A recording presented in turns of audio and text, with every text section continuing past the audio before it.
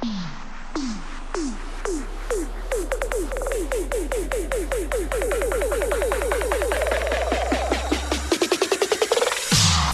នហើយមែនហើយក្នុងទឹកមានត្រីប្រនឹងស្រីត្រូវតែមានក្តីស្នេហា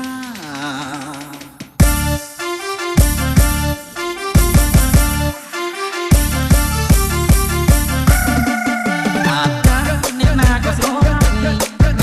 ណាស្រឡាញ់កំបានជាប្រពន្ធអ្នកណាក៏ស្រឡាញ់អ្នកណាស្រឡាញ់កំបានជាប្រពន្ធចុះកែប្រគៀននឹងស្មោះបនសម្ពុតរឹកស្ដាច់ណា